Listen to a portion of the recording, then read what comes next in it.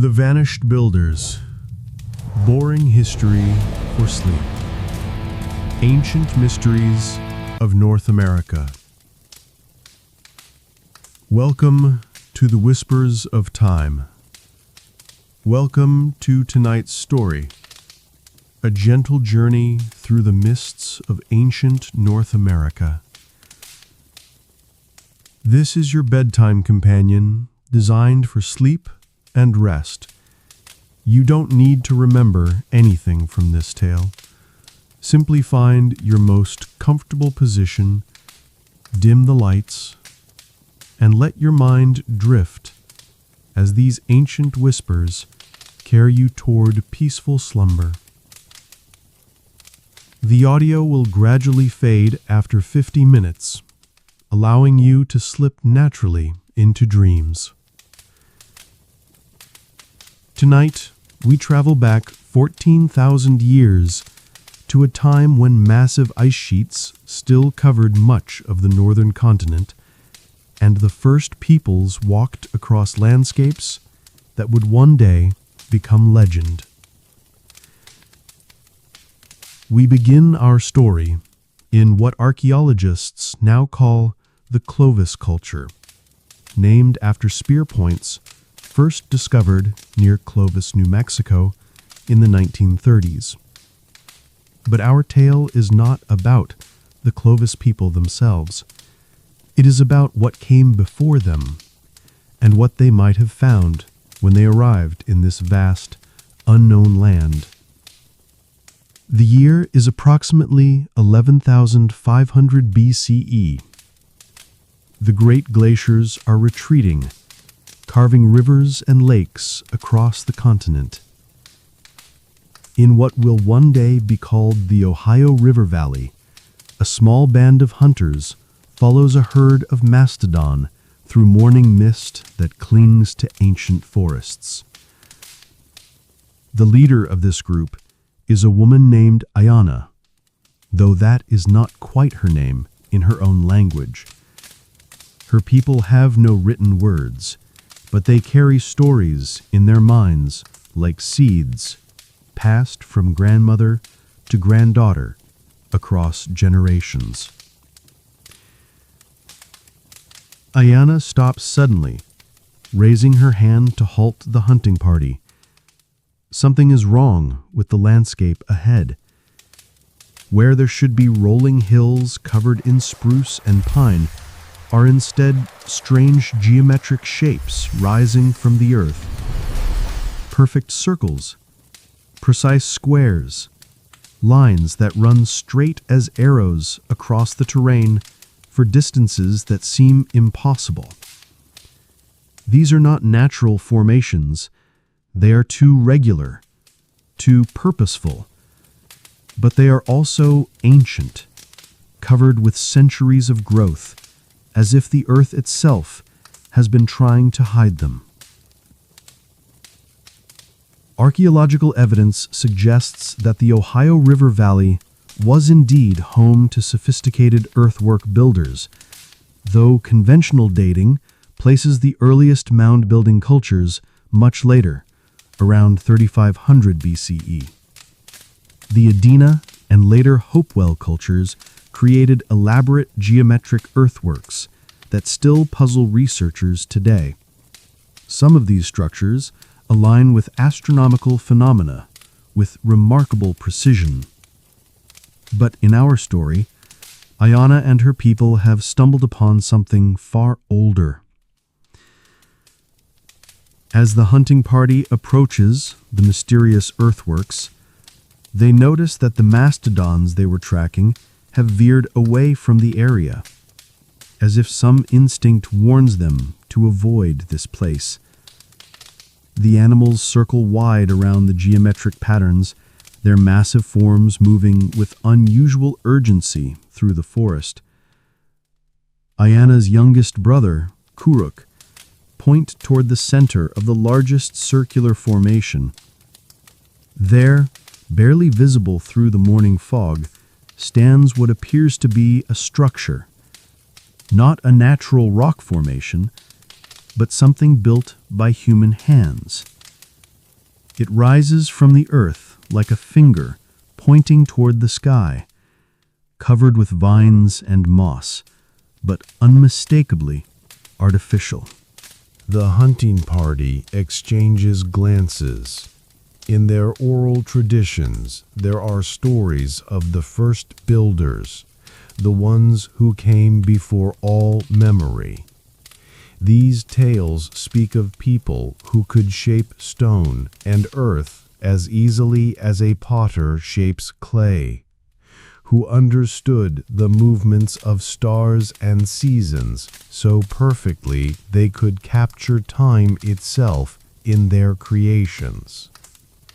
Most of the hunters believe these are just stories, myths told around winter fires to pass the long, dark months. But Ayana's grandmother was a keeper of the old knowledge, and she had always insisted that the first builders were real, that evidence of their presence could still be found by those who knew how to look. As they move closer to the earthworks, the very air seems to change. It grows thicker, more substantial, as if time itself moves differently here. The morning bird songs fade to silence. Even the wind seems to hold its breath. The structure at the center of the circular earthwork is indeed made of stone, but not stones that belong to this region. These are massive blocks of a dark, almost black material that seems to absorb light rather than reflect it. The blocks are fitted together with such precision that not even a blade of grass could slip between them. Most puzzling of all, there are markings on the stones, not pictures or symbols that Ayana recognizes, but intricate patterns that seem to shift and flow when she's not looking directly at them. The patterns remind her of water ripples, or the way light dances on the surface of a still pond, but they are carved into solid rock. Historical records do document the discovery of unusual stone structures in various parts of North America, though most have been attributed to later Native American cultures, or, controversially, to pre-Columbian contact with other civilizations. The Newport Tower in Rhode Island, the stone chambers of New England, and various megalithic sites have all sparked debate among archaeologists about their origins and purposes. Kuruk, being young and curious, reaches out to touch one of the carved patterns. The moment his fingers make contact with the stone, the entire structure seems to hum, a sound so low it's felt more than heard. The hum resonates through the ground, through their bones, creating a vibration that makes their teeth ache. And then, as suddenly as it began, the humming stops. In the silence that follows, Ayana hears something that makes her blood run cold. Footsteps. Slow, deliberate footsteps coming from inside the stone structure, though she can see no entrance, no doorway, no opening of any kind. The footsteps grow closer, accompanied now by a sound like wind through dry leaves, though there is no wind and the forest around them is still green with new growth. The sound seems to come from everywhere and nowhere, as if the very stones are whispering secrets in a language older than memory. Ayana knows they should leave. Every instinct developed over thousands of years of survival in the wilderness tells her to gather her people and flee from this place. But something holds her there, a curiosity stronger than fear, a need to understand what her grandmother's stories had tried to prepare her for. The footsteps stopped directly on the other side of the stone wall, so close that if there were an opening, she could reach out and touch whatever is making them. In the profound silence that follows, she becomes aware of breathing that is not her own, slow and deep, as if something ancient has awakened from a very long sleep. Then, impossibly, a voice speaks, not in any language she knows, but somehow she understands its meaning, as if the words bypass her ears entirely and speak directly to her mind. The time of waiting ends, the voice says, hollow and distant as an echo from the bottom of a deep cave. The builders return to reclaim what was given in trust. Around the stone structure, the geometric earthworks begin to glow with a faint blue-green light, as if phosphorescent moss has suddenly awakened in the carved channels. The light pulses slowly, rhythmically, like a vast heartbeat made visible. Ayana realizes that the earthworks are not random patterns at all, but a map of some kind, showing the positions of stars, the flow of underground rivers, the magnetic currents that run beneath the Earth's surface. Knowledge that her people are only beginning to discover has been encoded here in stone and earth, waiting for someone to read its meaning. The voice speaks again, closer now, as if its source has moved through the solid stone to stand directly beside her. Tell your children's children, it says. Tell them that we have not gone far, only deeper. Tell them that when the great change comes, when the ice returns or the earth shakes, we will rise again to restore the balance. The blue-green light fades slowly, like embers dying in a fireplace. The presence that filled the air around the stone structure withdraws, leaving behind only the normal sounds of the forest morning. Birds resume their singing. The wind picks up again, wrestling through the pine needles. But the stone structure remains, and the geometric earthworks continue to mark the landscape, waiting for archaeologists thousands of years in the future to puzzle over their meaning and wonder about the people who built them. Ayana leads her hunting party away from the mysterious site, but she carries with her the memory of that voice, those words, that glimpse into a deeper layer of history than her people have ever imagined.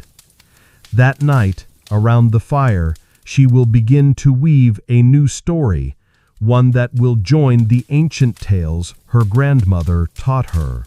She does not know that similar encounters are happening across the continent, that other hunting parties are discovering other sites, other evidence of the first builders.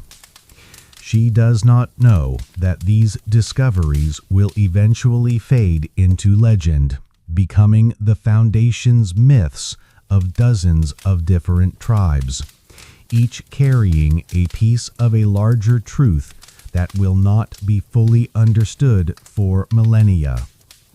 But she knows that she has touched something eternal, something that connects her small band of hunters to forces and intelligences far greater than herself. As she settles into sleep under the vast canopy of stars, she dreams of cities built from the same dark stone, cities that exist not in the world she knows, but in the spaces between moments, in the pause between one heartbeat and the next. Tomorrow the hunting will continue. The seasons will turn, the years will pass, and eventually Even the memory of this encounter will fade into the realm of story and myth. But the earthworks will remain, patient and eternal, holding their secrets until the time comes for them to be revealed once more. The underground rivers. The seasons turn, and Ayana's story spreads through the scattered bands of hunters like ripples across still water. 3 winters have passed since the encounter at the stone structure, and the tale has grown in the telling, as stories do. Some say the voice spoke of treasure hidden beneath the earth. Others claim it promised great power to those who could unlock the secrets of the geometric patterns. But tonight we follow a different thread of our tale, one that leads north and west to the shores of what will one day be called Lake Superior. Here, the retreating glaciers have exposed something remarkable: vast networks of copper mines, so ancient that even the oldest trees have grown over their entrances. Archaeological evidence confirms that prehistoric peoples did indeed mine copper in the Lake Superior region, possibly as early as 5000 BCE. These ancient miners extracted an estimated 500,000 tons of copper over thousands of years, using sophisticated techniques that included fire setting to crack the rock and advanced knowledge of geology to locate the richest veins. Much of this copper simply vanished from the archaeological record, leading to speculation about extensive trade networks or unknown civilizations. A young man named Dakota, whose people have followed the caribou migrations for countless generations, discovers one of these ancient mine shafts quite by accident. He is tracking a wounded elk through dense forest when the animal suddenly disappears, as if swallowed by the earth itself. Following the blood trail, Dakota finds a hole in the ground, partially concealed by fallen logs and decades of leaf litter. The opening is too regular to be natural, too purposeful in its construction. Stone walls fitted together without mortar spiral down into darkness deeper than his torch can penetrate. As he descends into the ancient mine, Dakota notices that the walls are marked with the same strange patterns Ayana described in her story. Patterns that seem to shift and flow in the flickering torchlight. But here, the carvings are accompanied by something else. Symbols that clearly represent the flow of water. Currents moving through underground channels that his people never knew existed. The air in the mine shaft is different from the air above ground. It carries scents of distant places, salt from oceans hundreds of miles away, the metallic smell of deep earth, and something else, something organic and alive, as if vast forests grow somewhere in the depths below. Following the wounded elk's trail deeper into the mine, Dakota discovers that the shaft opens into a vast underground chamber, so large that his torch cannot illuminate the far walls. Water flows through this space, not a stream or river, but something more like an underground sea, its surface perfectly still and black as polished obsidian. The elk stands at the edge of the water, no longer wounded, no longer bleeding.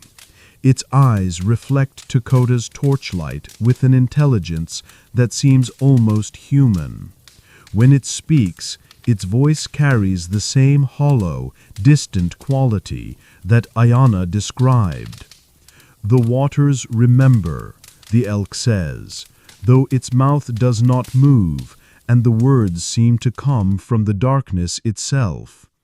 Before the ice, before the first footstep on this continent, the waters carried messages between the sacred places. Modern geological surveys have revealed extensive underground water systems throughout North America, some connecting regions thousands of miles apart. These aquifer networks do indeed carry minerals and even microscopic life forms across vast distances, creating invisible highways beneath the continent. Some researchers have suggested that ancient peoples might have been aware of these systems and incorporated them into their spiritual and practical understanding of the landscape. Takoda steps closer to the underground sea, and his torchlight reveals something extraordinary. The water is not empty. Just beneath its surface, geometric shapes glow with the same blue-green phosphorescence that Ayana saw in the earthworks. These shapes move slowly through the water, following currents that carry them in precise patterns across the underground space. They are not alive exactly, but they are not merely objects either. They pulse with a rhythm that matches Takoda's heartbeat, and as he watches, they begin to arrange themselves into formations that mirror the star patterns visible in the night sky above ground. The first builders understood that water is memory made liquid, that every drop carries the history of everywhere it has been. They built their cities not just on the surface, but in the spaces between land and sea, in the caverns where water and stone meet. The glowing shapes in the water begin to move faster, creating currents that draw Takoda's attention to specific areas of the underground chamber. His torchlight reveals openings in the far walls, tunnels that lead away into deeper darkness, each one marked with symbols that seem to indicate direction and distance. One tunnel is marked with patterns that suggest northward movement toward the ice. Another points south and east toward warmer lands where different peoples make their homes. A third tunnel, the largest of all, descends steeply downward, marked with symbols that Takoda cannot interpret, but that fill him with a sense of profound depth, as if this passage leads not just deeper into the earth, but deeper into time itself. Choose carefully, the elk says, though whether it is offering Takoda a choice or warning him away from making one is unclear. Each path leads to knowledge, but knowledge changes the one who carries it.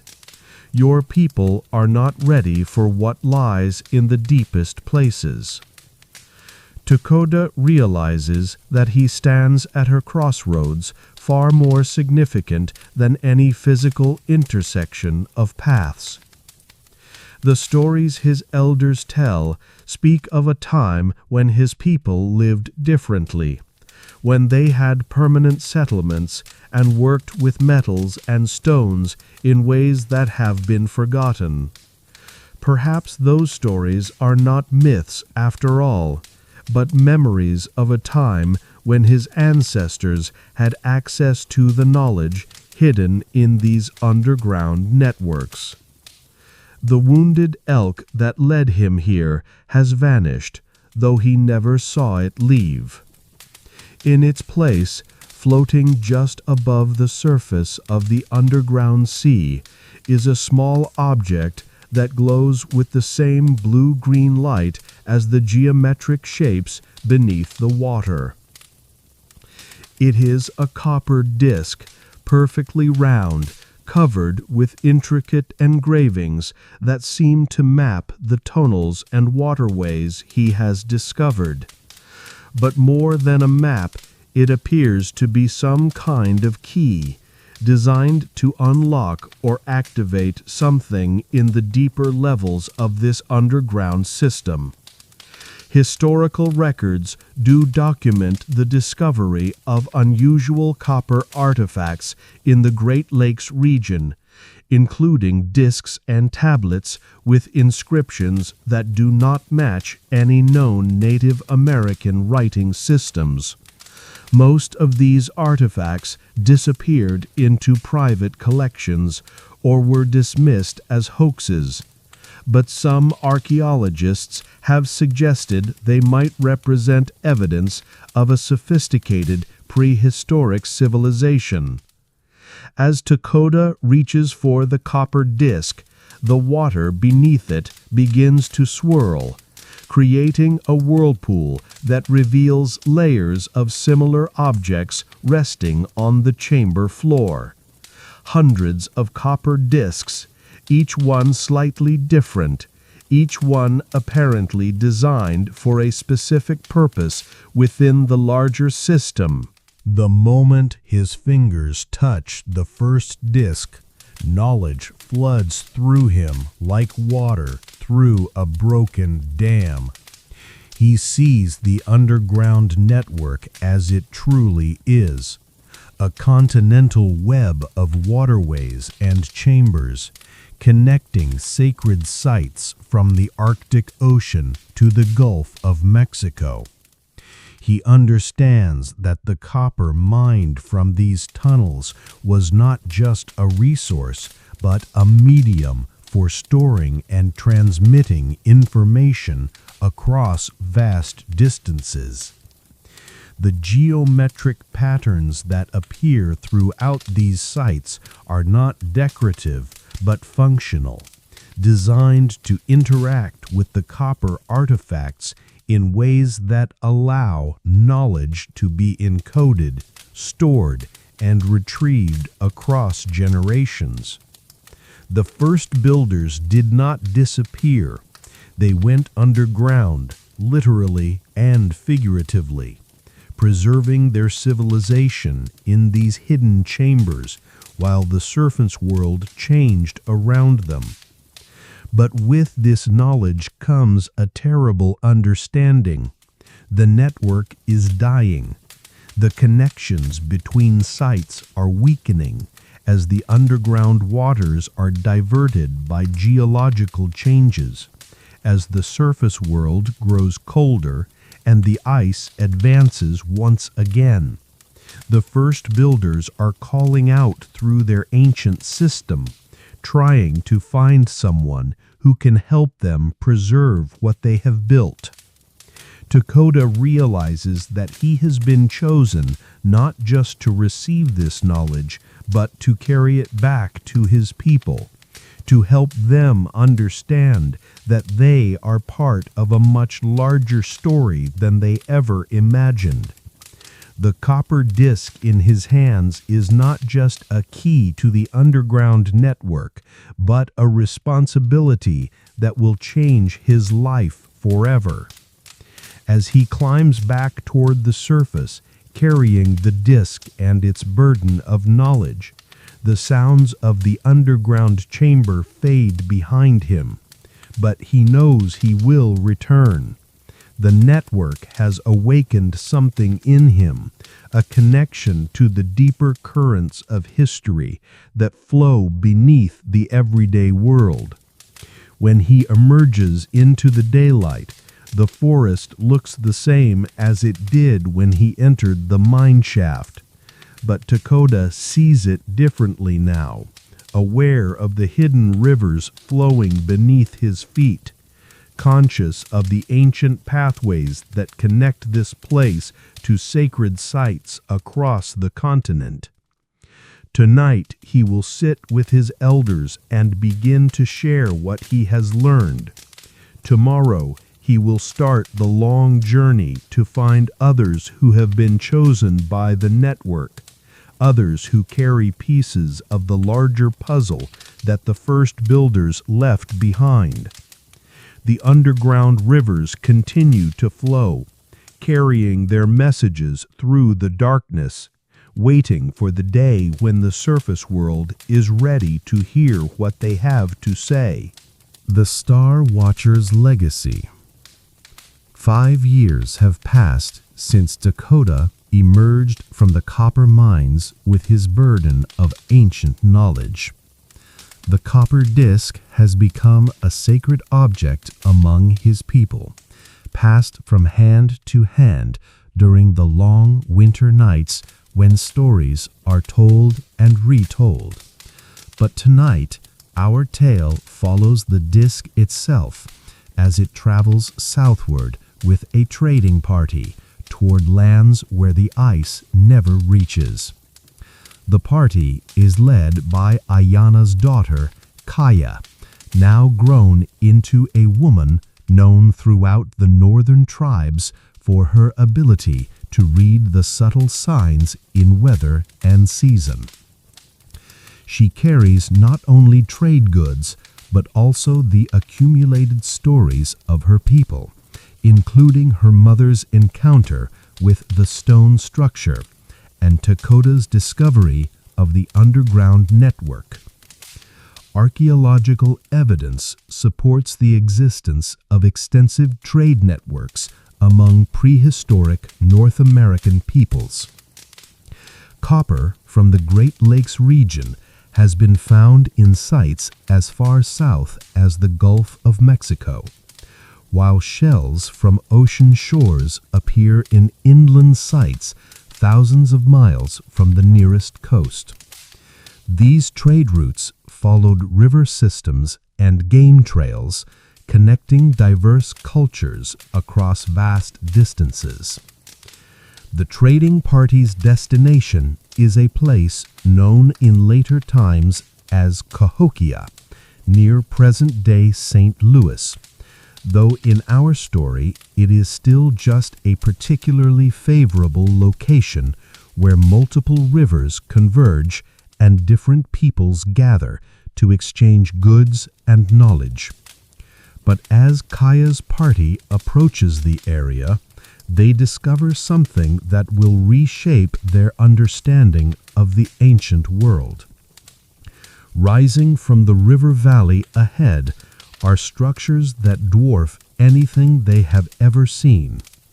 Not the natural hills and bluffs that should mark this landscape, but artificial mounds of earth and stone, precisely shaped and positioned according to patterns that mirror the movements of stars and planets across the sky. These are not the work of the contemporary peoples who inhabit the area. They are far too ancient, their surfaces covered with mature forests that have grown undisturbed for centuries. Yet they are also clearly artificial, their geometric perfection unmistakable even after long exposure to wind and rain. The historical Cahokia was indeed built on a site with much older earthwork foundations. Modern archaeological techniques have revealed that the famous Monk's Mound and other structures were built on top of earlier construction phases dating back thousands of years. The precision of the astronomical alignments found at Cahokia suggests knowledge of celestial mechanics that rivals modern understanding. As the trading party makes camp near the base of the largest mound, Kaya feels the copper disc growing warm against her chest, where she carries it in a leather pouch next to her heart. The warmth spreads through her body, accompanied by a subtle vibration that seems to resonate with something in the mounds themselves. That night, As the others sleep, Kaya climbs to the summit of the great mound, following pathways that seem to have been carved into the earth itself. At the top, she finds a circular platform made of the same dark stone she has heard described in her mother's stories, inlaid with copper channels that form intricate spirals and geometric patterns. When she places the copper disc at the center of this platform, the entire structure comes alive with light. The copper channels begin to glow, and the light spreads outward along pathways that connect this mound to others in the distance. Within moments, the entire valley is illuminated by a network of glowing lines, revealing the true scale of what the first builders created here.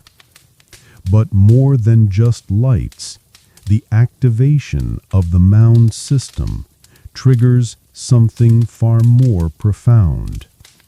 The air above the platform shimmers, and suddenly Kaya can see the night sky as it appeared thousands of years ago, when the mounds were first constructed. The stars wheel overhead in accelerated motion, showing the slow dance of precession, the way the Earth's axis wobbles over vast periods of time. Modern astronomy confirms that the Earth's axis does indeed wobble in a cycle lasting approximately 26,000 years, causing the positions of stars to shift gradually over time. This phenomenon, known as precession, was understood by several ancient civilizations, though how they acquired this knowledge remains a mystery given the extremely long time periods involved in making such observations. As Kaya watches, the star patterns align with specific features of the mound complex, revealing it to be an enormous astronomical calculator designed to track celestial cycles over thousands of years. But more than just lights, an ideology.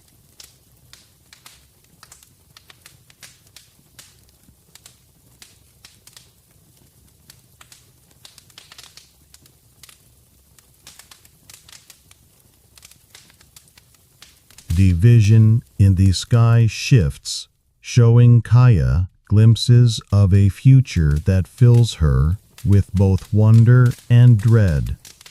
She sees great boats crossing oceans, carrying people with pale skin and strange animals. She sees forests cleared and rivers diverted, cities built from wood and stone that follow different patterns than the sacred geometry of the mounds. But she also sees her own descendants among these future peoples, their knowledge and stories persisting even as the surface world transforms beyond recognition. The wisdom of the first builders does not disappear. It goes deeper underground, preserved in the genetic memory of bloodlines that carry forward the essential truths through times of great change. The network awakens now, the voice explains, because the time of transition approaches. Those who carry the old knowledge must find each other, must weave the scattered threads back into a pattern that can survive what is coming. The copper disc in Kaya's hands grows brighter, and she realizes that it is not just a key to the underground network, but a beacon that will call to others who carry similar artifacts. Across the continent, other chosen individuals are experiencing similar awakenings, feeling the pull of ancient sites, discovering their own pieces of the larger puzzle. The star vision fades gradually, leaving Kaya alone on the mound summit as dawn approaches. But the experience has changed her in fundamental ways. She can now perceive the underground waterways that Dakota described, can sense the flow of energy between sacred sites, can read the deeper patterns that connect all things in an endless web of relationship and meaning. When she descends from the mound to rejoin her trading party, she carries with her not just the copper disc, but a new understanding of her people's role in the larger story of the continent. They are not simply hunters and gatherers struggling to survive in a harsh environment, but inheritors of a wisdom tradition that stretches back to the very beginning of human presence in this land. The trading that takes place over the following days serves a purpose beyond the simple exchange of goods. Knowledge flows along with copper and shells, stories that carry coded information about the locations of ancient sites, the meanings of symbolic patterns, the techniques for accessing the underground network that connects them all. Kaya finds herself at the center of these exchanges, translating between different groups, helping them recognize the common elements in their separate traditions. A story about underwater cities from the coastal peoples connects to Dakota's underground chambers. A tale of sky beings from the northern tribes echoes the star visions of the mound builders. Slowly, a larger picture emerges, one that reveals the true scope of the first builders' legacy.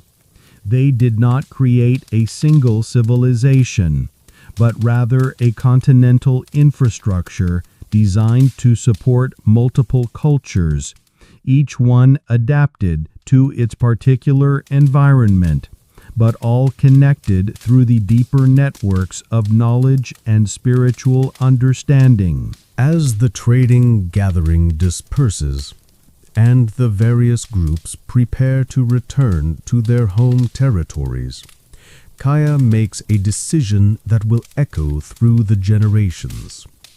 She will not return north with her original party, but will instead become a wanderer, a keeper of connections, traveling from site to site to help awaken the network and gather the scattered pieces of ancient wisdom. The copper disc will travel with her, but it will also call forth other artifacts, other keys to unlock different aspects of the system. Each person who encounters her will carry away a piece of the larger truth, a thread that will eventually be woven back into the great pattern that the first builders began so long ago.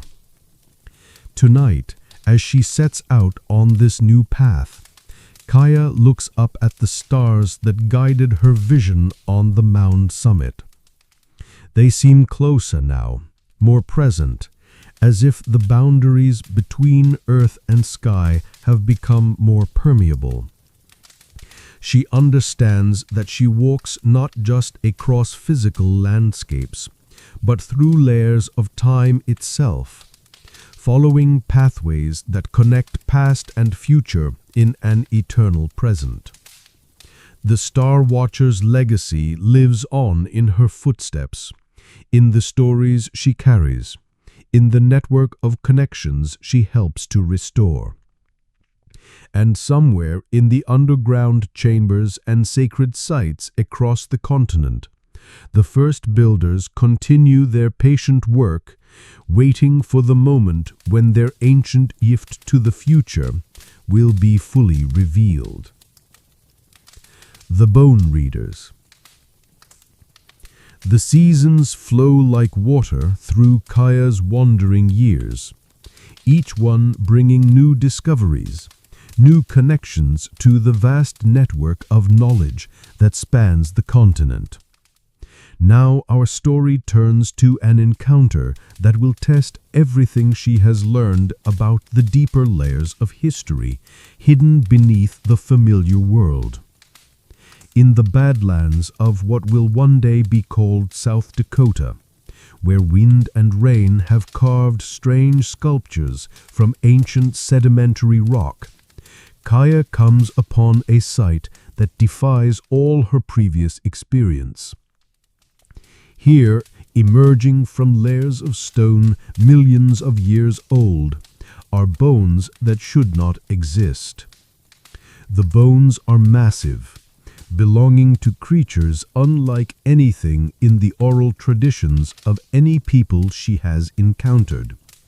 But they are also clearly artificial, carved and shaped with the same precision she has seen in the earthworks and copper artifacts. They form patterns that echo the geometric designs of the sacred sites, but on a scale that suggests purposes beyond anything she can imagine. Paleontological evidence does confirm the existence of numerous extinct megafauna in North America, including giant ground sloths, saber-toothed cats, and various species of elephants and camels. However, most of these species disappeared around the same time that humans first arrived on the continent, leading to ongoing debates about the relationship between human activity and megafaunal extinction.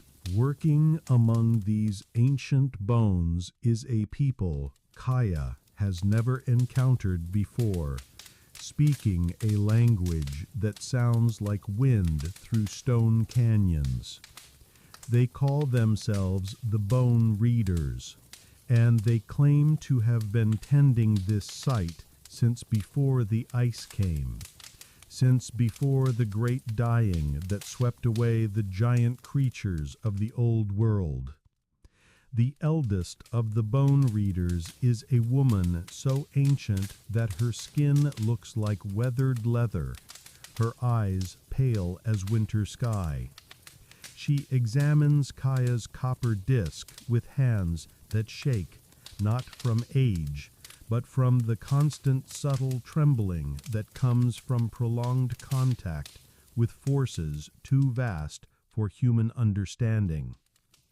"You carry a key from the water singers," the old woman says, her voice barely more than a whisper. "But do you understand what door it was meant to open?" She leads Kaya deeper into the bone field, to a place where the fossilized remains have been arranged in a vast spiral pattern, each bone positioned according to calculations that take into account not just its physical properties, but its age, its mineral composition, the slow transformation it has undergone during its millions of years in the earth. At the center of the spiral stands a structure that makes Kaya's mind reel with its impossibility. It appears to be built from the bones of creatures that never lived, assembled into a framework that exists in more dimensions than the eye can comfortably perceive. Looking at it directly causes a sensation like vertigo, as if she is falling upward into a sky that has no limit. "Time is not a river," the old woman says, contradicting the voice that spoke to Kaya from the star visions. Time is an ocean, and most people swim only on the surface, never knowing the depths that lie beneath. But some of us dive deeper. Some of us learn to breathe in the pressure of the deep places. Modern physics has indeed proposed models of time that are far more complex than the simple linear progression that governs everyday experience. Theories about the nature of space-time suggest that past, present, and future might exist simultaneously, accessible through means that conventional science has not yet discovered. The bone structure begins to resonate as Kaya approaches it, responding to the presence of her copper disc with harmonics that seem to originate not from the bones themselves, but from the spaces between them. The sound is unlike anything she has ever heard, containing frequencies that her ears cannot detect, but that her body feels as a deep, rhythmic pulsing. The first builders were not the first. They were inheritors, just as you are an inheritor. The true builders came from a time when this land was covered by warm seas, when the creatures whose bones we tend walked beneath waves that have long since dried away. The vision that unfolds around Kaya as the bone structure reaches full resonance defies all her previous understanding of history. She sees the continent as it existed hundreds of millions of years ago, when vast coral reefs and shallow seas supported forms of life that would leave no trace in the oral traditions of any human culture.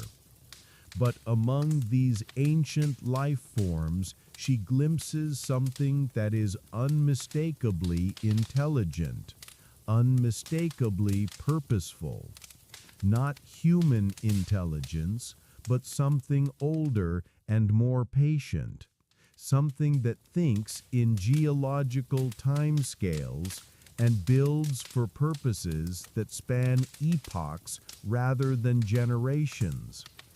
These beings, whatever they were, foresaw the coming of the ice ages, the rise and fall of species, the eventual arrival of human consciousness on the continent. They prepared for these changes by encoding knowledge in the most permanent medium they could find, the bones and stones of the earth itself.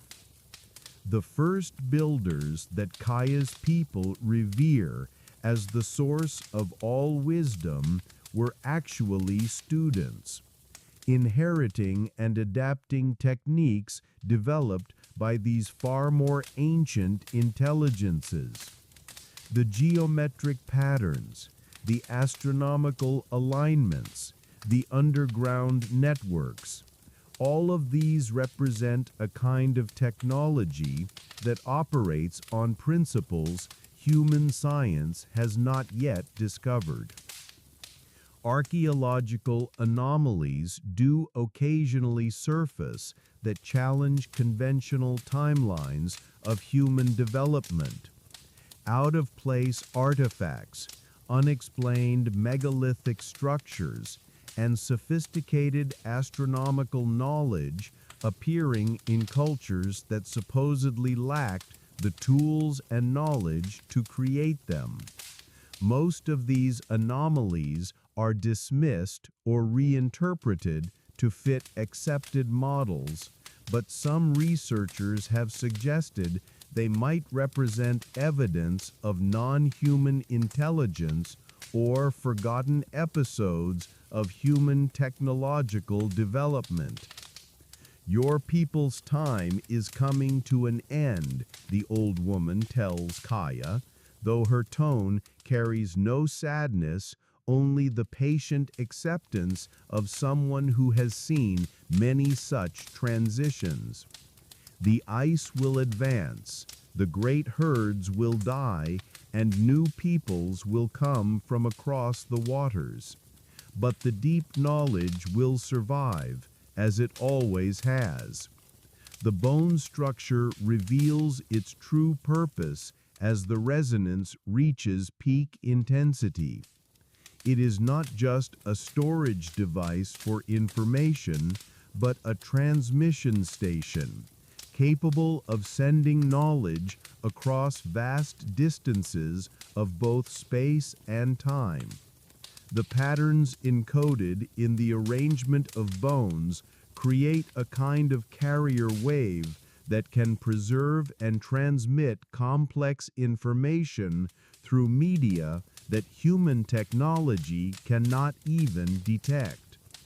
Kaya realizes that every sacred site she has visited, every piece of the network she has helped to awaken, has been preparing for this moment.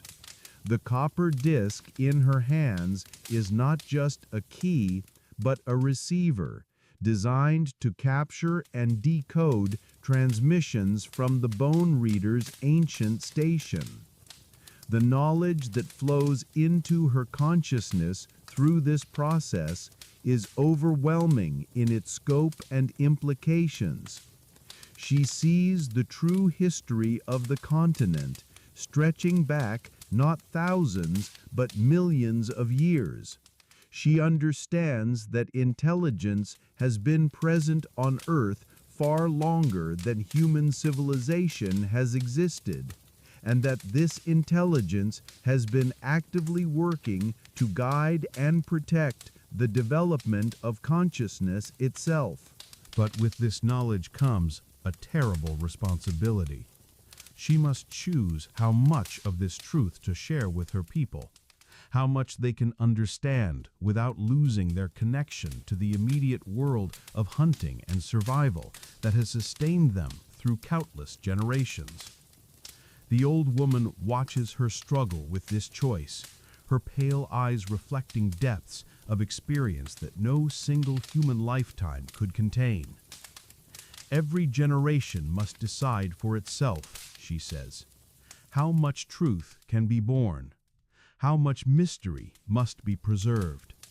The balance is different for each people, each time, each place. Kaya makes her decision. She will carry this deepest knowledge, but she will share it only in fragments, encoded in stories and symbols that will allow future generations to rediscover it gradually as they become ready to understand what it means. The bone structure slowly returns to silence as the transmission ends, but its work is complete. The ancient knowledge has been downloaded into a form that can travel with Kaya, preserved in the neural patterns of her memory and encoded in the copper disc that will one day be buried with her, waiting for the next phase of awakening. As she prepares to leave the bone reader's sight, the old woman gives her a final gift, a small piece of fossilized bone, polished smooth by millions of years of patient handling. The bone fragment contains within its crystalline structure a complete record of the transmissions she has received, a backup copy of the ancient knowledge that will remain stable even if her own memory fails. The deep singers will know you now, the old woman says. When you walk the old paths, they will recognize the song you carry and open doors that have been closed since the last ice retreated. Kaya departs from the Badlands with her understanding of the world fundamentally transformed. She now knows that the network she has been helping to restore is only the most recent layer of a far older system, one that reaches back through geological epochs to intelligences that predate human consciousness by an unimaginable spans of time. The bone fragment rests next to her copper disc, and together they create a resonance that allows her to perceive the deeper currents of the continent's hidden history.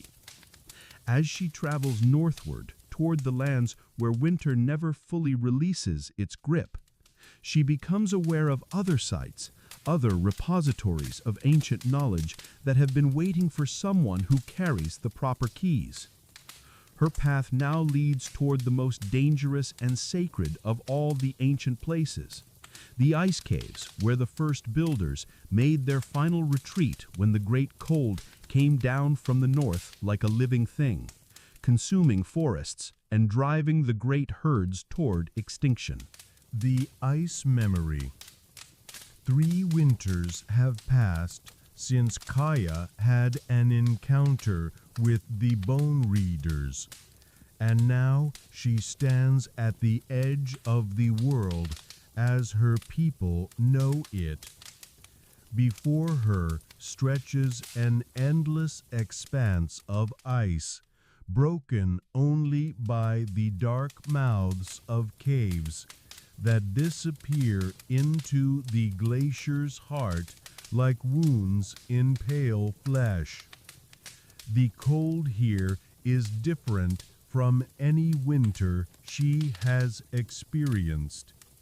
It carries a weight that goes beyond mere temperature, a presence that seems to watch and evaluate, testing her worthiness to enter the sacred spaces hidden beneath the frozen surface.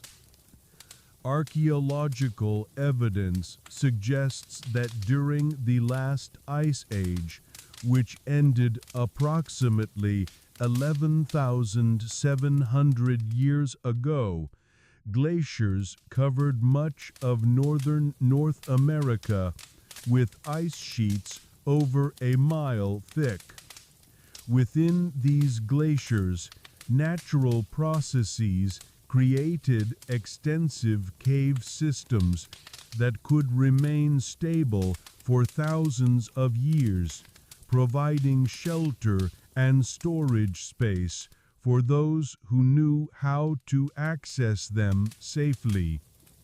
The copper disc and bone fragment she carries have been growing steadily colder as she approached this place, drawing heat from her body until she must keep them wrapped in layers of fur to prevent frostbite. But their cold is not harmful. Rather, it seems to be preparing her for what lies ahead, adapting her physiology to survive in conditions that would kill an ordinary human within minutes. She is not alone in this desolate place. Scattered across the ice field are other figures, individuals from tribes she has never encountered, each one carrying their own artifacts, their own pieces of the ancient puzzle. They move with the same purposeful determination that has driven her across thousands of miles, following calls they cannot fully explain but dare not ignore. One of these figures approaches her as she stands at the entrance to the largest of the ice caves. He is a young man whose skin bears the ritual scars of the far northern peoples, and around his neck hangs a pendant made from what appears to be meteoric iron, black as the void between stars, and covered with symbols that hurt to look at directly. The deep cold dreams, he says, by way of greeting, speaking in a dialect that Kaya understands, despite having never heard it before. The dreams call us to witness the final teaching. Together they enter the ice cave, following passages that have been carved not by water or wind, but by tools that left surfaces smoother than polished stone. The walls glow with their own pale light, revealing chambers and corridors that extend far deeper into the glacier than should be physically possible. Modern glaciology confirms that ice can preserve organic material for thousands of years under the right conditions. Mammoths and other extinct creatures have been found in Siberian permafrost in remarkable states of preservation. However, the idea that ice could preserve complex structures or conscious entities remains firmly in the realm of speculation. As they descend deeper into the ice caves, Kaya and her companion encounter other pilgrims, all drawn by the same inexplicable summons. There is a woman from the southern deserts whose artifacts are made from crystallized lightning, captured during the great storms that sweep across the empty lands. There is an elderly man from the eastern forests who carries a staff carved from wood that grew before the first human footprint marked the continent's soil. Each artifact resonates with the others, creating harmonics that make the ice itself sing with frequencies that seem to bypass the ears entirely and speak directly to the bones. The walls of the cave system pulse with these vibrations, revealing hidden chambers and passages that open only when the proper combination of keys is present. At the heart of the glacier, in a chamber so vast that its ceiling disappears into darkness above their heads, they find what they have been called to witness. Suspended in the ice, preserved in perfect clarity by the deep cold, are the first builders themselves. They are not quite human, though they share enough characteristics to suggest a common origin in the distant past.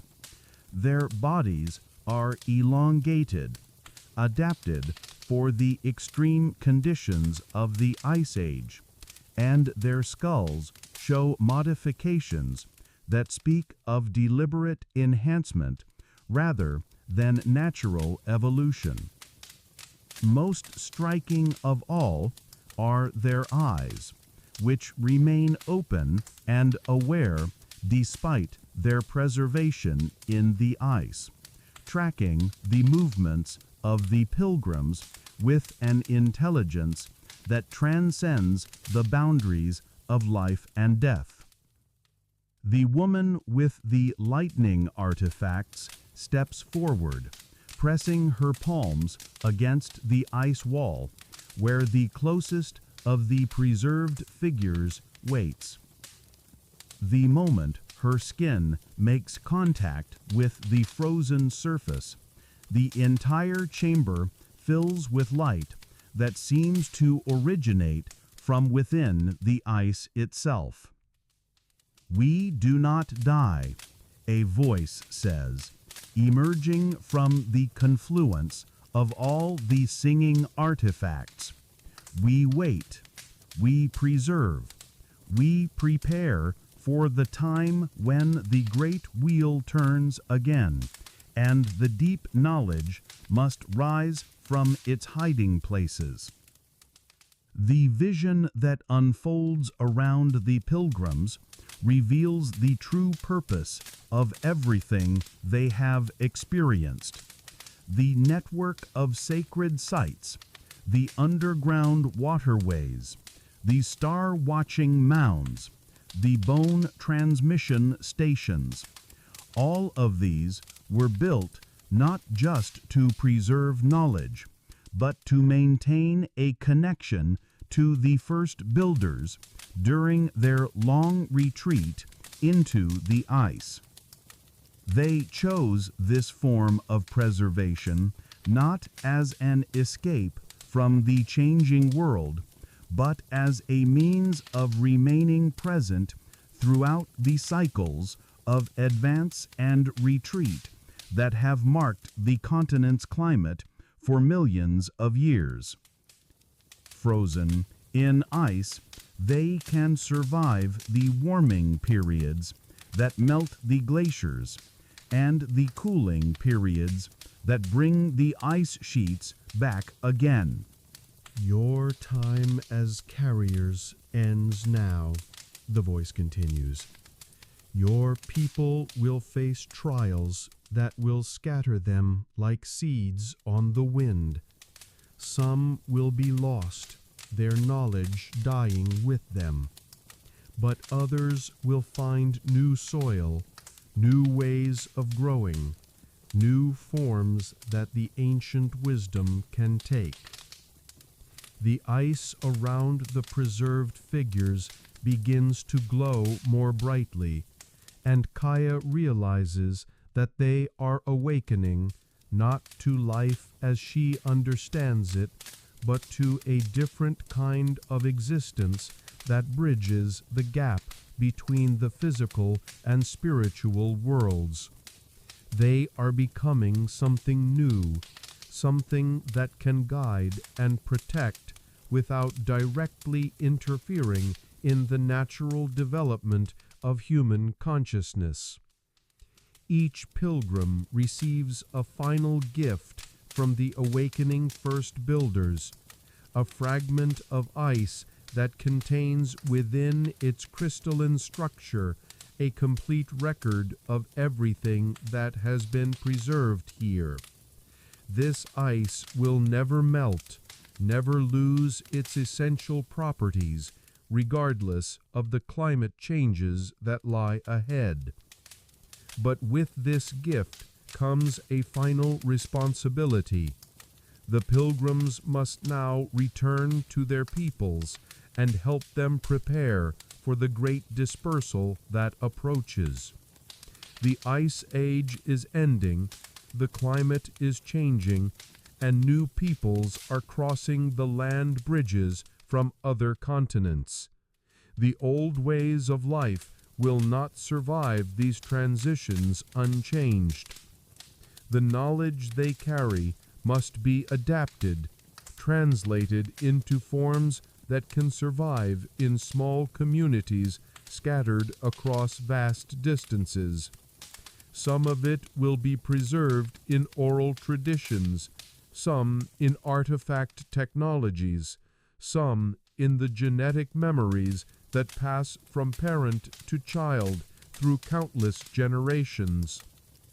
As the pilgrims prepared to leave the ice caves, the first builders offer them a final vision, a glimpse of the far future, when their descendants will develop technologies that seem like magic to present-day understanding, when the ancient knowledge will emerge again in new forms, when the long circle of preservation and revelation will complete another turn. Kaya sees herself as she truly is, not just a keeper of old wisdom, but a bridge between epochs, a translator between worlds of understanding that span geological timescales. The copper disc, the bone fragment, and now the ice crystal she carries are more than artifacts. They are pieces of a communication system that operates across thousands of years. The chamber begins to fade around them as the awakening first builders withdraw into whatever realm they now inhabit, but their presence remains, no longer trapped in ice, but free to move through the deeper currents of reality that flow beneath the surface world. The pilgrims emerge from the glacier into a world that looks the same as when they entered, but they understand now that everything is about to change. The ice sheets are retreating, the great herds are moving, and across the oceans, other peoples are beginning their own journeys toward this continent. Each pilgrim takes a different path away from the ice caves, carrying their share of the ancient knowledge toward communities that will need it in the trials ahead. They will not see each other again in this lifetime, but they remain connected through the artifacts they bear, through the visions they have shared, through their common commitment to preserving what can be preserved and adapting what must be adapted.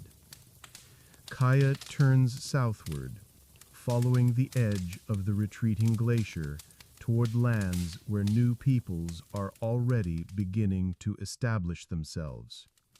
She carries with her the accumulated wisdom of ages, translated into forms that can survive the collapse of the old world and the birth of something entirely new. The ice remembers everything, and now she is part of that memory, a living bridge between the ancient past and the unknowable future.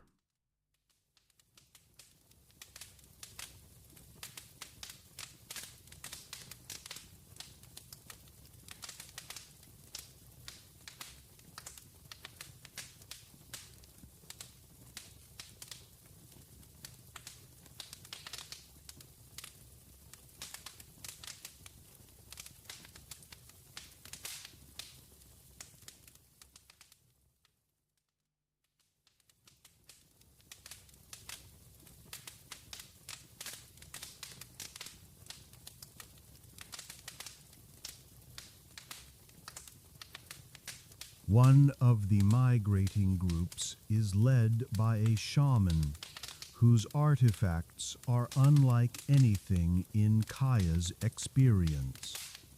Instead of copper or bone, he carries objects made from a translucent material that seems to shift between solid and liquid states, responding to changes in temperature and spiritual energy with colors that have no names in any human language. When their paths cross at a river crossing, the shaman approaches Kaya with the careful respect due to one who carries deep knowledge. His artifacts and hers create harmonics that make the very air shimmer with possibilities, opening brief windows into realities that exist parallel to the familiar world.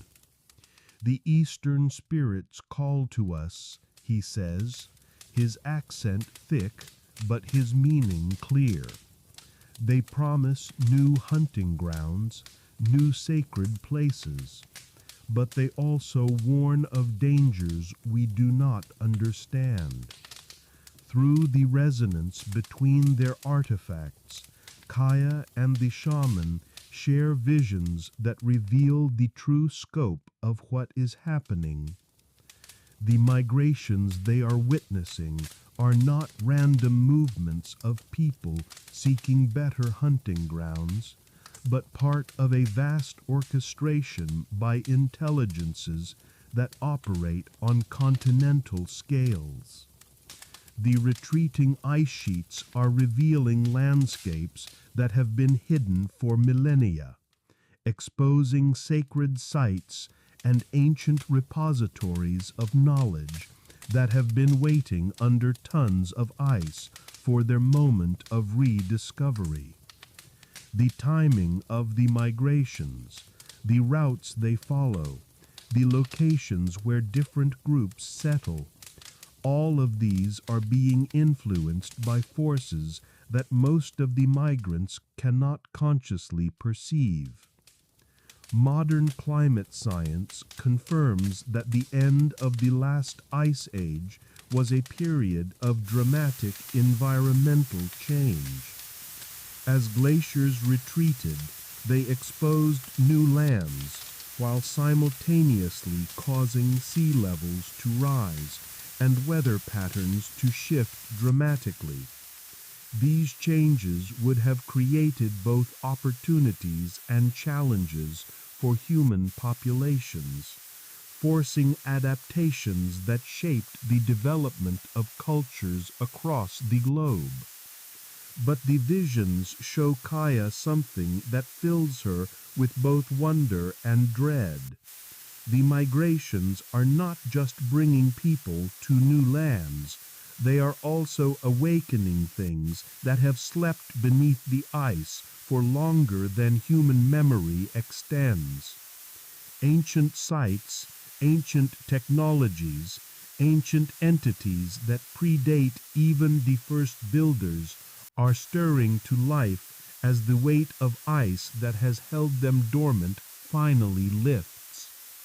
Some of these awakenings will benefit the new inhabitants of the continent. Hidden springs will emerge from melting permafrost, carrying minerals and energies that will make certain locations particularly powerful for ceremony and healing.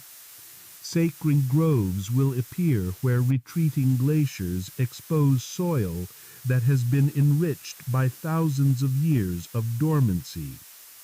But other awakenings will pose dangers that the migrating peoples are not equipped to handle. The ice has been more than just frozen water. It has been a barrier, a containment system that has kept certain forces and entities in a state of suspended animation. As this containment fails, things that were deliberately imprisoned by the first builders will begin to seek their freedom. The shaman's liquid artifacts suddenly solidify into crystalline forms that pulse with urgent warning signals. Through them, both he and Kaya receive visions of sites across the continent where the retreat of ice is exposing structures and phenomena that were meant to remain hidden until human consciousness had evolved to a level capable of safely interacting with them. We are too early, the shaman realizes. The Great Awakening was meant to happen gradually, over many more generations, but the ice melts faster than the ancient ones predicted. We must prepare our peoples for encounters they are not ready to face. Together, they begin to understand their true purpose in this time of transition. They are not just carriers of ancient knowledge, but emergency responders, tasked with helping their peoples navigate dangers that were never supposed to emerge for thousands of years in the future. The artifacts they carry are not just keys to unlock hidden wisdom, but tools for containing and redirecting forces that could destroy the delicate balance of consciousness that has taken so long to establish on the continent. The network of sacred sites they have been helping to restore is not just a communication system, but a control grid designed to regulate the flow of energies that are now beginning to surge as the ice retreats. Over the following days, as more migrating groups pass through the river crossing, Kaya and the shaman work together to identify individuals who show signs of sensitivity to the deep currents. These people are given modified artifacts, pieces of the ancient technology that have been adapted to serve as early warning systems and basic protection devices. But they also begin to plant seeds of stories, modified versions of the traditional tales that will help future generations recognize and respond appropriately to the entities and phenomena that are beginning to emerge from their ice prisons. These stories will seem like myths and legends to most who hear them, but to those who carry the proper keys, they will serve as instruction manuals for dealing with forces beyond normal human experience. The shaman decides to continue eastward with his people, carrying his share of the adapted knowledge toward the interior of the continent, where the melting ice is exposing the most ancient and dangerous of the hidden sites. Kaya chooses to remain near the flooding land bridge, helping to guide the last waves of migrants and ensuring that each group carries with them some fragment of the protective wisdom they will need. As the seasons pass and the migrations continue, she begins to see the larger pattern emerging. The scattered tribes spreading across the continent are not just settling in random locations, but are being drawn to specific sites where their particular skills and knowledge will be most needed to maintain the balance between the human world and the deeper realities that the melting ice is revealing. Some groups are drawn to the great river valleys, where the underground waterways flow closest to the surface, becoming the keepers of the liquid knowledge that connects all sacred sites. Others follow the retreating glaciers into the northern mountains, where they will serve as guardians of the ice caves and the wisdom preserved within them. Still others migrate toward the ocean shores, where the rising waters are exposing underwater sites that have been hidden since the last great warming. These coastal peoples will become the keepers of the sea knowledge, maintaining connections to the deep currents that flow beneath the waves. Each group carries with them pieces of the great puzzle, fragments of understanding that will be needed when the time comes for the full reawakening of the ancient systems. But they also carry warnings, stories that will help their descendants recognize when the deep sleeping things begin to stir, when the old containments begin to fail, when the balance between worlds starts to shift in dangerous directions. As the land bridge disappears beneath the rising waters and the age of migrations comes to an end, Kaya realizes that her own journey is also approaching its conclusion. She has become a bridge between the old world and the new, helping to translate ancient wisdom into forms that can survive the great dispersal. Now it is time for her to find her own place in the pattern, to choose where she will plant the seeds of knowledge that future generations will need. The migration prophecies are fulfilled, but they mark not an ending, but a new beginning. The continent now holds peoples who carry between them all the keys needed to unlock the ancient systems when the time is right. But it also holds dangers that were never meant to be released so soon, forces that will test the wisdom and courage of every generation that follows. The Forbidden Valleys.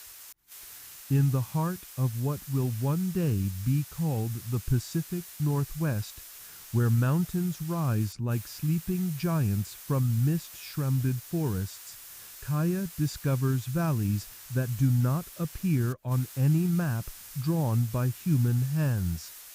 These are the forbidden places, the locations that the first builders sealed away before their retreat into ice, marked with warnings that have been passed down through countless generations of storytellers. The entrance to the first valley is guarded by standing stones that dwarf even the great earthworks she has encountered.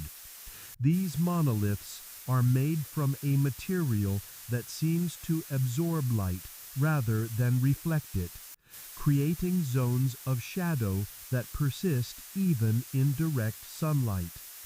The stones bear carved warnings in the ancient script that predates all human writing, symbols that cause physical discomfort to look upon directly. Archaeological surveys of the Pacific Northwest have revealed numerous unexplained stone formations, including arrangements that appear too regular to be natural, but whose purposes remain unknown. Some researchers have noted that certain sites seem to have been deliberately obscured or avoided by indigenous peoples, though the reasons for this avoidance are often lost to time. Despite the warnings, Kaya feels compelled to enter the Forbidden Valley. The ice crystal she carries from the first builder's awakening has been growing warm against her chest, pulsing with a rhythm that matches her heartbeat and seems to resonate with something hidden in the valley's depths. As she passes between the guardian stones, the very air changes around her. It becomes thicker, more substantial, as if she is walking through liquid rather than gas. Colors shift and blur at the edges of her vision, and sounds carry meanings that her mind struggles to interpret. The valley itself defies the normal laws of geography.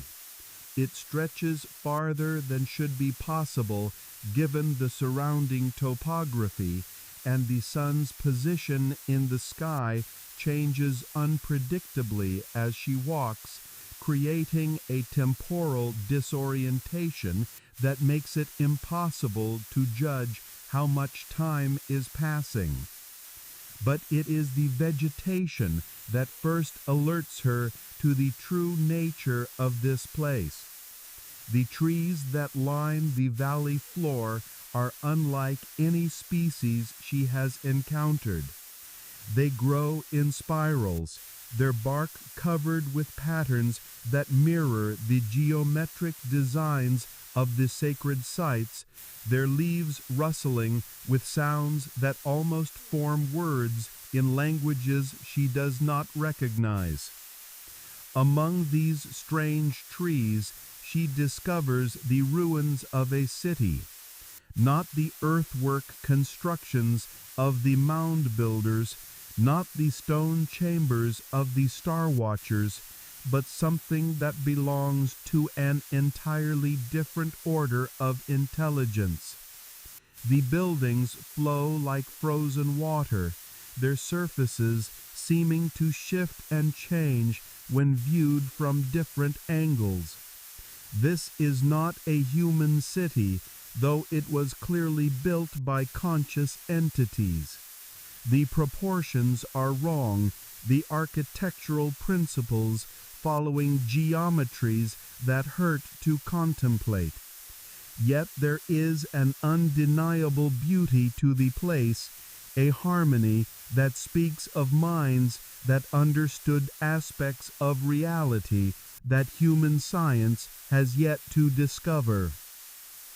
Theoretical physics has proposed the existence of additional spatial dimensions beyond the three that human senses can directly perceive.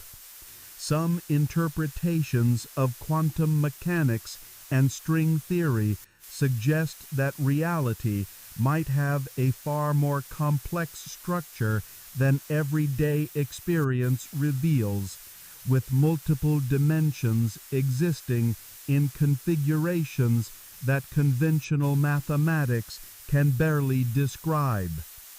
As Kaya explores the ruined city, she begins to understand why the first builders sealed this valley away. The entities that built this place operated according to principles that are fundamentally incompatible with human consciousness. Prolonged exposure to their architectural logic, their geometric harmonies, their way of organizing space and time could drive a human mind beyond the boundaries of sanity. Yet she also senses that these entities were not malevolent. They were simply so different from humanity that their very presence poses a danger, like radiation that is harmful not through any intention to cause damage, but simply by virtue of its nature. The ice crystal she carries begins to glow as she approaches the center of the ruined city, where a structure stands that seems to exist in more dimensions than her eyes can process. Looking at it directly causes vertigo and nausea, but in peripheral vision she can make out details that suggest it was designed as some kind of gateway or portal. The crystal's glow intensifies, and suddenly she is no longer alone in the valley. Figures move between the spiraling trees, tall and graceful, but disturbingly wrong in ways that her mind cannot quite catalog. They notice her presence, but do not approach, maintaining a distance that seems calculated to prevent harmful interaction. One of these entities communicates with her, not through speech or gesture, but through direct transmission of concepts and images into her consciousness. The communication is overwhelming, carrying information at a rate that threatens to burn out her neural pathways entirely. She understands that these beings are refugees, exiles from a reality where the fundamental constants of physics operate according to different principles. They found their way to this dimension through accident or disaster, becoming trapped in forms that are barely compatible with the local conditions. The first builders encountered them during the early phases of establishing their continental network. Recognizing the danger they posed to developing human consciousness, the builders helped them create sanctuaries like this valley, places where they could exist without contaminating the surrounding reality with their incompatible nature. But the melting of the ice sheets is destabilizing the barriers that contain these sanctuaries. The same forces that are awakening the hidden sites and releasing the preserved knowledge are also weakening the seals that keep the forbidden valleys isolated from the normal world. The Time Weavers. Deep in the canyons of what will one day be called the American Southwest, where wind and water have carved impossible geometries from ancient sandstone, Kaya finds the most mysterious of all the ancient sites, the place where time itself was woven into patterns that defy human understanding. The canyon walls here are covered with petroglyphs that seem to move when viewed indirectly, spiraling designs that follow the observer's eye movements and respond to changes in light and shadow. But these are not simple rock carvings. They are three-dimensional structures that extend deep into the stone, creating networks of connected chambers and passages that exist in the spaces between moments. Archaeological evidence confirms that the American Southwest contains some of the most sophisticated rock art in North America, with petroglyph sites dating back thousands of years. Many of these images display astronomical knowledge and geometric precision that suggest advanced understanding of mathematical and celestial principles. However, the full meaning and purpose of these ancient artworks remains largely mysterious. The entrance to the time-weaving chambers is hidden behind a waterfall that flows upward, defying gravity in a localized area where the normal laws of physics have been deliberately altered. The water carries no minerals from the earth through which it passes, no trace of its journey from source to destination, as if it exists in a loop that bypasses the normal flow of cause and effect. Kaya passes through this impossible waterfall and finds herself in a space that exists outside the normal progression of temporal sequence. Here, past and future converge in an eternal present, where the time weavers continue their ancient work of maintaining the structural integrity of causality itself. The time weavers are not quite human, though they share enough characteristics to suggest they evolved from the same ancestral stock. Their bodies are elongated and graceful, adapted for movement through temporal dimensions that ordinary humans cannot perceive. Their eyes hold depths that seem to contain entire histories, entire futures, swirling possibilities that coalesce and dissolve like clouds in an endless sky. They greet Kaya without surprise, as if her arrival has been woven into their calculations for countless generations. The eldest among them, a figure whose gender seems to shift with each observation, approaches her with hands that move in patterns that cause the air itself to ripple with temporal distortions. "You carry the burden of the barriers," the weaver says, though its mouth does not move and the words seem to emerge from the intersection of multiple timelines. But barriers in space require anchors in time. Come, learn how to weave the moments that will hold your protections firm. Modern theoretical physics has indeed proposed models of time that are far more complex than simple linear progression. Concepts like closed time-like curves, temporal paradoxes, and the possibility of manipulating space-time suggest that time might be far more malleable than everyday experience suggests. However, the practical manipulation of temporal flow remains purely theoretical. The chamber around them contains instruments and structures that exist in more than the standard 4 dimensions of space-time. Looms that weave with threads made of crystallized moments. Shuttles that carry patterns between past and future. Spindles around which the destinies of entire bloodlines are wound like cosmic yarn.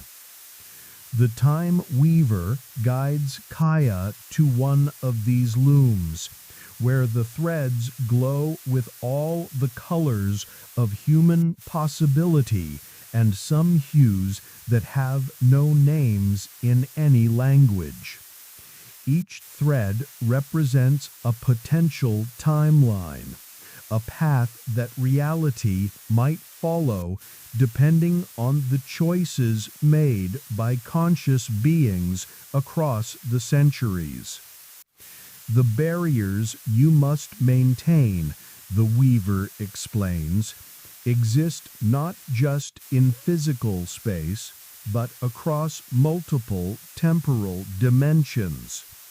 A seal placed in the present must be anchored to events in both past and future, creating a temporal framework that can withstand the pressures of incompatible realities trying to break through.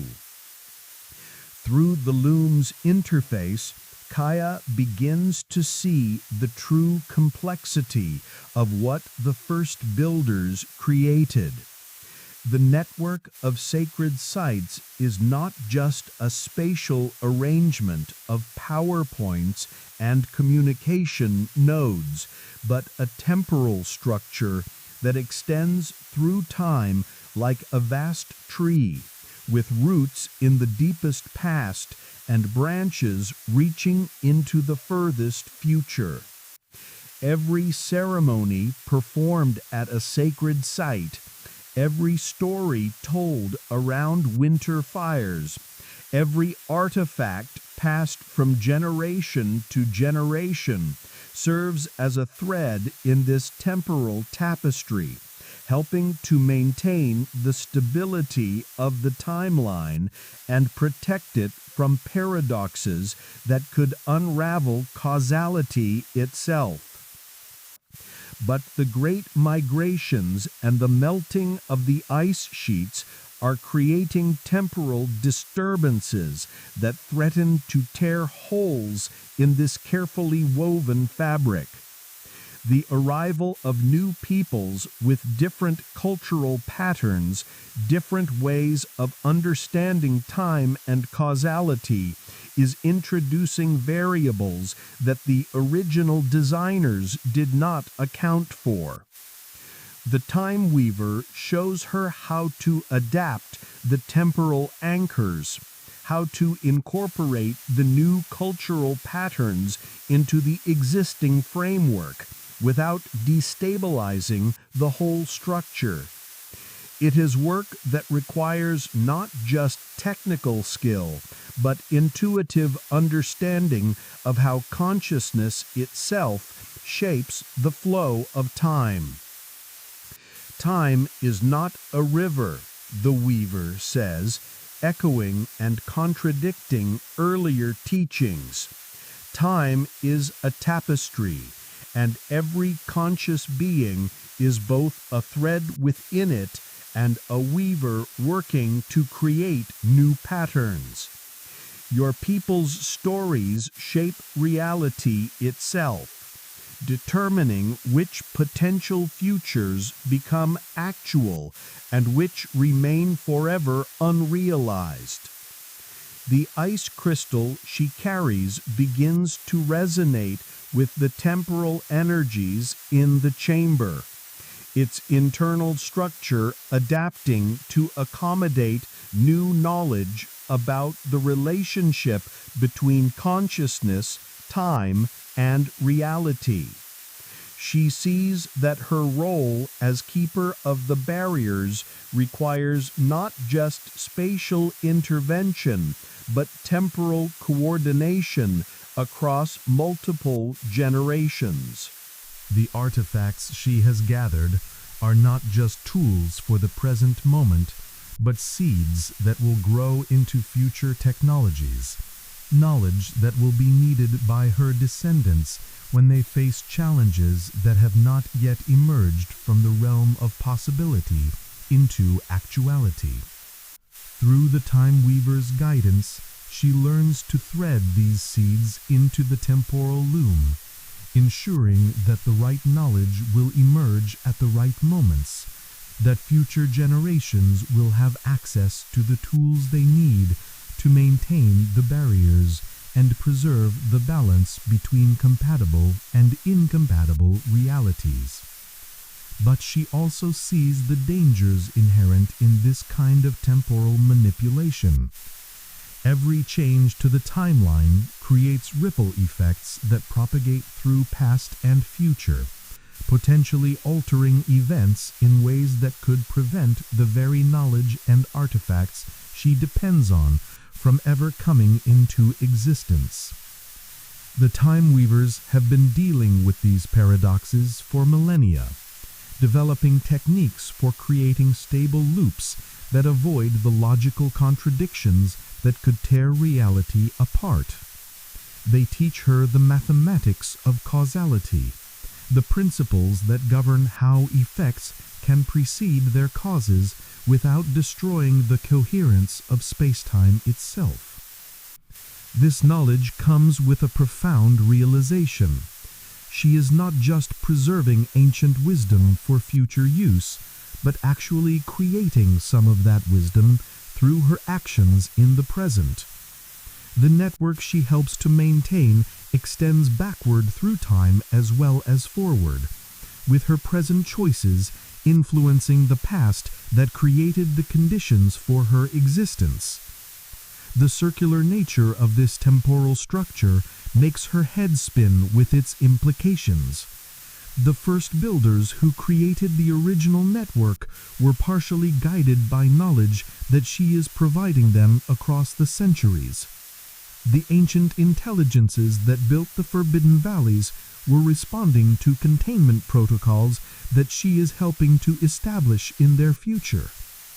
The Time Weaver senses her confusion and provides a stabilizing perspective. Linear thinking creates paradoxes where circular thinking finds harmony. You are not changing the past, but fulfilling it. You are not determining the future, but discovering it. The tapestry was always meant to include your threads. As her training with the temporal loom nears completion, Kaya receives a final gift from the Time Weavers, a shuttle that can carry threads between different points in the timeline, allowing her to coordinate her work across multiple temporal locations. But the shuttle comes with restrictions. It can only be used to strengthen existing patterns, never to create entirely new ones. With this tool, she will be able to ensure that the knowledge and artifacts needed to maintain the barriers will appear in the right places at the right times, that the sensitive individuals scattered across the continent will receive the guidance they need, that the network will adapt and evolve to meet challenges that span centuries. Working among these ancient bones is a people Kaya has never encountered before, speaking a language that sounds like wind through stone canyons. They call themselves the Bone Readers, and they claim to have been tending this site since before the ice came, since before the great dying that swept away the giant creatures of the old world. The eldest of the Bone Readers is a woman so ancient that her skin looks like weathered leather, her eyes pale as winter sky. She examines Kaya's copper disc with hands that shake, not from age, but from the constant subtle trembling that comes from prolonged contact with forces too vast for human understanding. "You carry a key from the water singers," the old woman says, her voice barely more than a whisper. "But do you understand what door it was meant to open?" She leads Kaya deeper into the bone field, to a place where the fossilized remains have been arranged in a vast spiral pattern, each bone positioned according to calculations that take into account not just its physical properties, but its age, its mineral composition, the slow transformation it has undergone during its millions of years in the earth. At the center of the spiral stands a structure that makes Kaya's mind reel with its impossibility. It appears to be built from the bones of creatures that never lived, assembled into a framework that exists in more dimensions than the eye can comfortably perceive. Looking at it directly causes a sensation like vertigo, as if she is falling upward into a sky that has no limit. "Time is not a river," the old woman says, contradicting the voice that spoke to Kaya from the star visions. "Time is an ocean, and most people swim only on the surface, never knowing the depths that lie beneath. But some of us dive deeper. Some of us learn to breathe in the pressure of the deep places." Modern physics has indeed proposed models of time that are far more complex than the simple linear progression that governs everyday experience. Theories about the nature of space-time suggest that past, present, and future might exist simultaneously, accessible through means that conventional science has not yet discovered. The bone structure begins to resonate as Kaya approaches it, responding to the presence of her copper disc with harmonics that seem to originate not from the bones themselves, but from the spaces between them.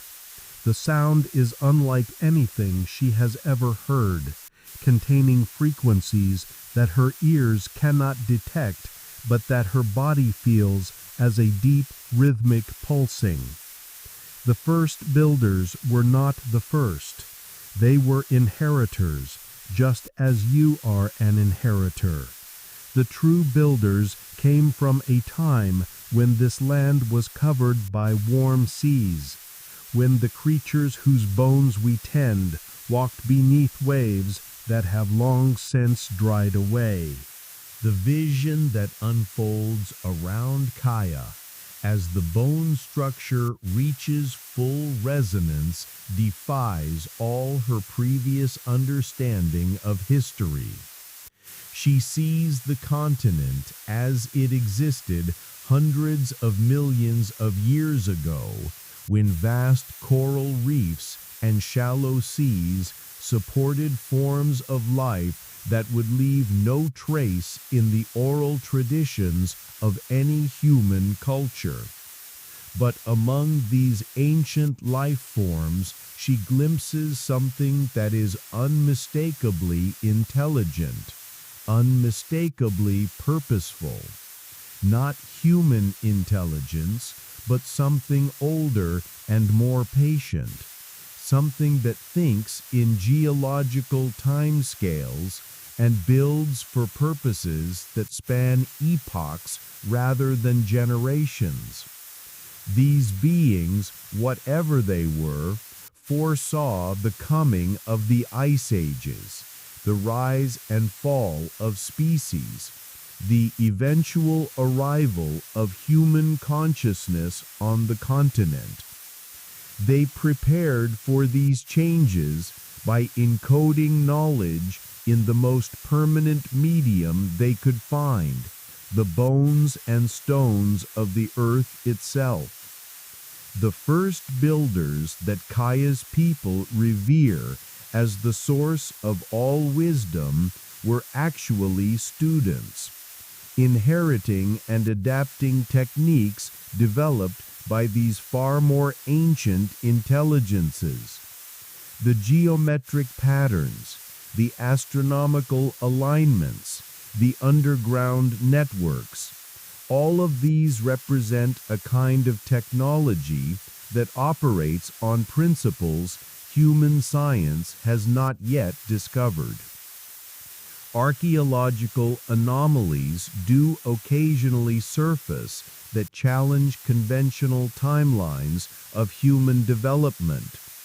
Out-of-place artifacts, unexplained megalithic structures, and sophisticated astronomical knowledge appearing in cultures that supposedly lacked the tools and knowledge to create them. Most of these anomalies are dismissed or reinterpreted to fit accepted models, but some researchers have suggested they might represent evidence of non-human intelligence or forgotten episodes of human technological development. Your people's time is coming to an end, the old woman tells Kaya, though her tone carries no sadness, only the patient acceptance of someone who has seen many such transitions. The ice will advance, the great herds will die, and new peoples will come from across the waters. But the deep knowledge will survive, as it always has. The bone structure reveals its true purpose as the resonance reaches peak intensity.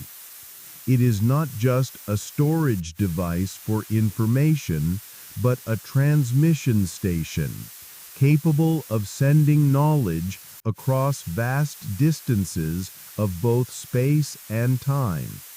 The patterns encoded in the arrangement of bones create a kind of carrier wave that can preserve and transmit complex information through media that human technology cannot even detect. Kaya realizes that every sacred site she has visited, every piece of the network she has helped to awaken, has been preparing for this moment. The copper disc in her hands is not just a key, but a receiver, designed to capture and decode transmissions from the bone reader's ancient station. The knowledge that flows into her consciousness through this process is overwhelming in its scope and implications. She sees the true history of the continent, stretching back not thousands but millions of years. She understands that intelligence has been present on Earth far longer than human civilization has existed, and that this intelligence has been actively working to guide and protect the development of consciousness itself. The artifacts she has gathered are not just tools for the present moment, but seeds that will grow into future technologies, knowledge that will be needed by her descendants when they face challenges that have not yet emerged from the realm of possibility into actuality. Through the Time Weaver's guidance, she learns to thread these seeds into the temporal loom, ensuring that the right knowledge will emerge at the right moments, that future generations will have access to the tools they need to maintain the barriers and preserve the balance between compatible and incompatible realities. But she also sees the dangers inherent in this kind of temporal manipulation. Every change to the timeline creates ripple effects that propagate through past and future, potentially altering events in ways that could prevent the very knowledge and artifacts she depends on from ever coming into existence. The Time Weavers have been dealing with these paradoxes for millennia, developing techniques for creating stable loops that avoid the logical contradictions that could tear reality apart. They teach her the mathematics of causality, the principles that govern how effects can precede their causes without destroying the coherence of space-time itself. This knowledge comes with a profound realization. She is not just preserving ancient wisdom for future use, but actually creating some of that wisdom through her actions in the present. The network she helps to maintain extends backward through time as well as forward, with her present choices influencing the past that created the conditions for her existence. The circular nature of this temporal structure makes her head spin with its implications. The first builders who created the original network were partially guided by knowledge that she is providing them across the centuries. The ancient intelligences that built the Forbidden Valleys were responding to containment protocols that she is helping to establish in their future. The Time Weaver senses her confusion and provides a stabilizing perspective. Linear thinking creates paradoxes where circular thinking finds harmony. You are not changing the past, but fulfilling it. You are not determining the future, but discovering it. The tapestry was always meant to include your threads. As her training with the temporal loom nears completion, Kaya receives a final gift from the Time Weavers, a shuttle that can carry threads between different points in the timeline, allowing her to coordinate her work across multiple temporal locations. But the shuttle comes with restrictions. It can only be used to strengthen existing patterns, never to create entirely new ones. With this tool, she will be able to ensure that the knowledge and artifacts needed to maintain the barriers will appear in the right places at the right times, that the sensitive individuals scattered across the continent will receive the guidance they need, that the network will adapt and evolve to meet challenges that span centuries.